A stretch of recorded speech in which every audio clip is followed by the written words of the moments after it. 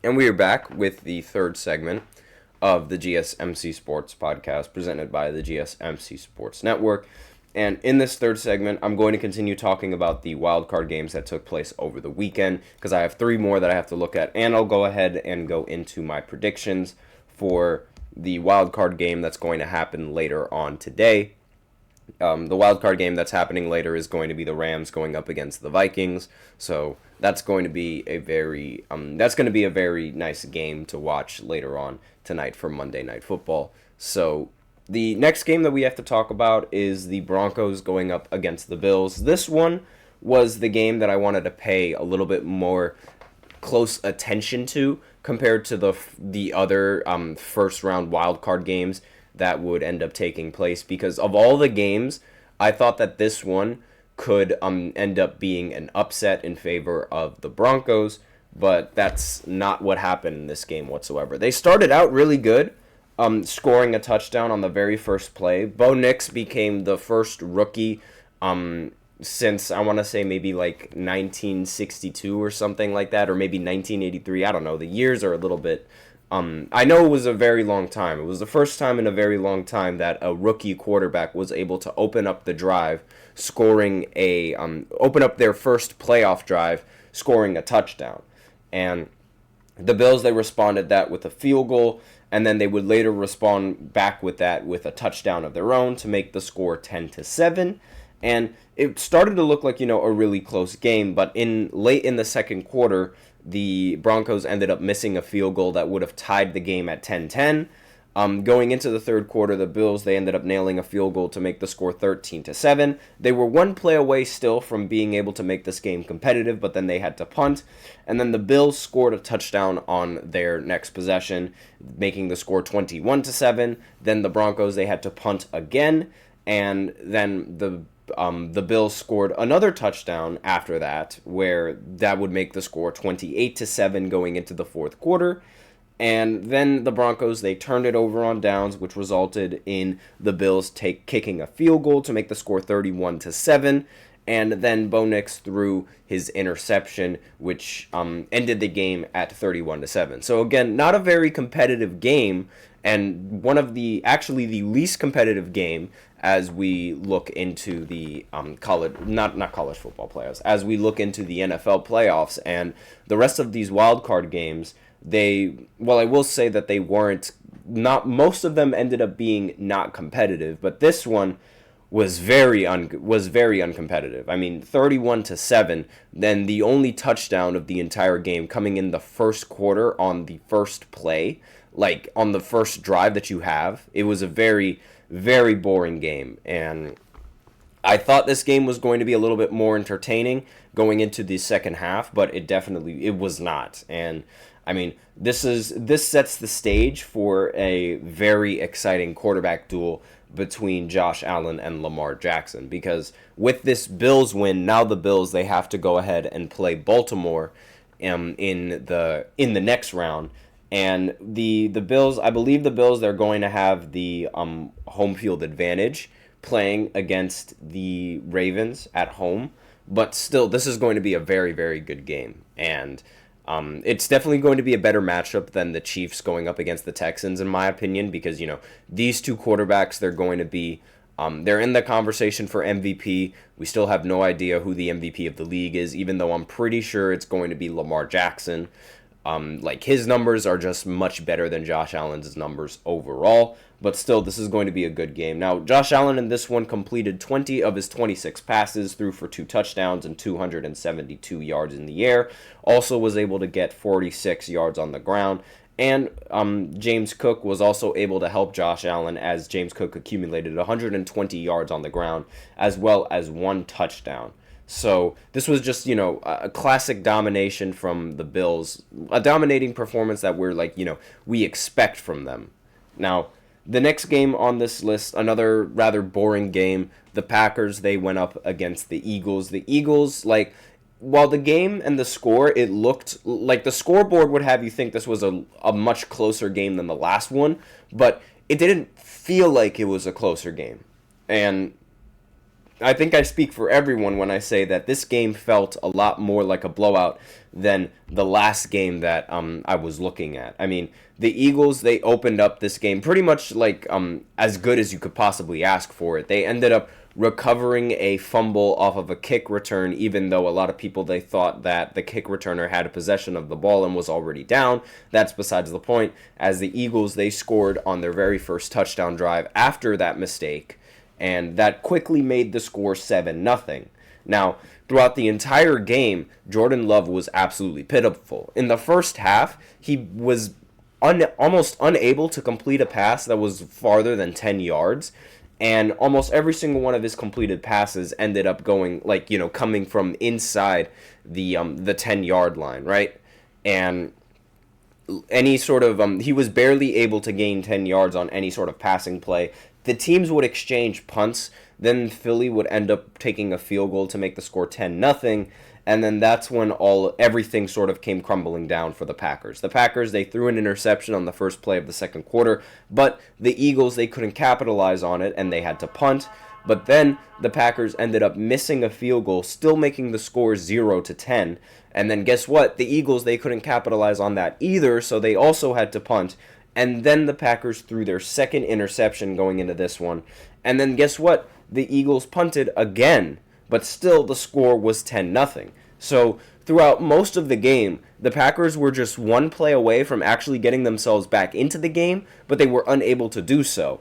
And it was like 10-0 at the half is like, very, very lackluster for this Eagles team, in my opinion, especially when they were given so many chances and when Jordan Love was able to, not really able to do anything, but he was giving them chances and they still couldn't capitalize on that. Then the Eagles, they opened up the third quarter with a punt. Then Green Bay, they responded with a field goal. So they were in this game. All they needed was a touchdown. But then the Eagles, they scored a touchdown. They could not convert. They could not add the extra point onto the board. So that still made the score rather close, 16-3 going into the fourth quarter. Green Bay finally answered with a touchdown to make the score 10-16.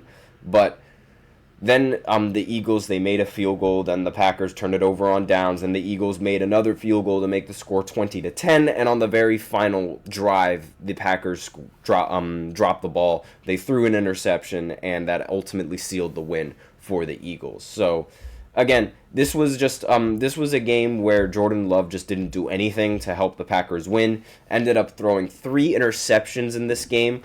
He did throw for 212 yards, but again, those 3 interceptions are very, very bad and came at the worst times. Josh Jacob threw for, he ran in for a touchdown, recorded 81 yards. And on the Eagles side, I mean, Saquon Barkley, he had 119 yards, but again, this team wasn't really putting the ball in the end zone as many times as you would like. And Jalen Hurts, he ended up recording only 131 yards in the air. He did throw for 2 touchdowns, but again, one of those touchdowns came from really deep inside Packers territory. So not a very dominant game from the Eagles, but obviously a win is a win. And finally, the last game of the Wildcard that we've seen so far, the Commanders going up against the Buccaneers. Now, this one was a very competitive game all the way throughout the very end of the game. And this is obviously the Commanders. They ended up winning 23-20. Not very much, not an upset, because the Commanders, they did have 2 more wins this season than Tampa Bay, despite Tampa Bay hosting this playoff game. But again, this was a really close game through thick and thin. And Jaden Daniels, he ended up being one of the very few rookie quarterbacks to win their opening playoff game. And they're going to advance into the next round.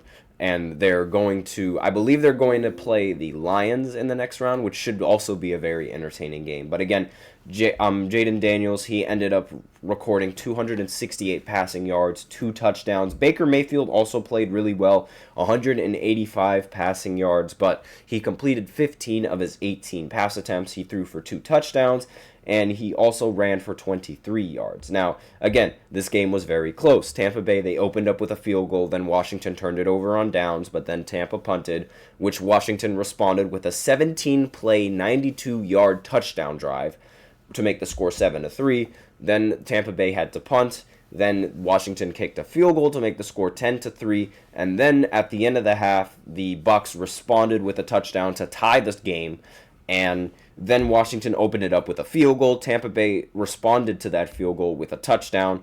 Then Washington turned it over on downs, but luckily for them, Tampa Bay fumbled the ball on a messed up handoff, I think it was, and then Washington responded to that with a touchdown drive to make the score 30-17. Now, then the Buccaneers, they drive the ball all the way down to the other field, and I thought they were going to go for it. With the game on the line, and you're giving your opponent the ball with not very much time on the clock, but still enough time for them to drive down the field and then run the clock out, which is what Washington did. I expected the Buccaneers to go for it in this one. I call me crazy, but in the situation that you're down by 3 points, and you have enough time to get points back, but you also have the fear of giving the other team enough time to drive down the field. And keep in mind, this is a Washington team that has delivered in the clutch numerous times already in the regular season.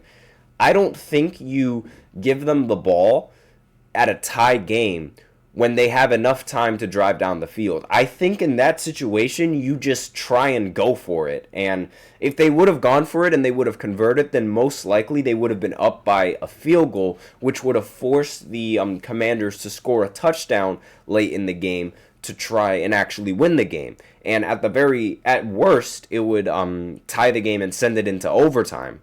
I think that's my thought process going into this, because you're giving the ball to Jaden Daniels, who has already proven himself as at least in this season, as one of the most clutch quarterbacks in the NFL right now. I mean, throughout almost every single game that Washington has played, they've sort of relied on Jaden Daniels to sort of win the game for them in the end. In fact, their last regular season game that they played, it came down to the wire where Jaden Daniels had to drive the field in overtime and win the game.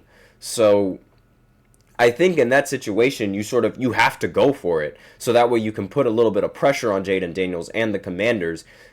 But again, there's also the thought process that you don't make it, and you just hope that your defense can get a stop as the game is tied. But again, I feel like against Jaden Daniels, that's more easier said than done. And those are all the wildcard games that took place over the weekend. And the last game that we still have to review is going to be the Vikings going up against the Rams. And so this game was supposed to take place in LA, but this was moved to a different stadium because of all the fires that are going on in Los Angeles. So really, this could be any of their games, really. Like, any of these guys can win in this game. They're going to be playing at a neutral site. So the fact that they're going to be playing at a neutral site, I think, gives a little bit more advantage to the Vikings, more so than it does to the Rams, because the Rams, they would have been playing in LA, and they would have had that home field advantage going into this game. And really, home field advantage is really important in the NFL. And, I mean, we saw how it affected the Chargers in their game, so maybe this is going to be granted, even with home field advantage, I still don't think that the Rams would have been able to beat them. I have the Vikings winning in that game, but I still think it's going to be a very close game. But now that there's no home field advantage, I'm not entirely sure whether or not I think it's a close game. So we're going to have to see how that game develops. But again, I'm picking the Vikings to win in this one, even though I don't have faith in Sam Darnold. I have a lot of faith in guys like Justin Jefferson and in the wide receiver room that the Vikings have. So we'll see how that goes, and we'll be sure to tune into that game later on today at 8 o'clock on ABC, for any of you guys wondering. So that's all that I have in this third segment. So now we're going into the fourth segment, where I do a little recap of the NBA games that took place over the weekend. So I'll be right back after this short break. Be sure to stay tuned if you guys are interested.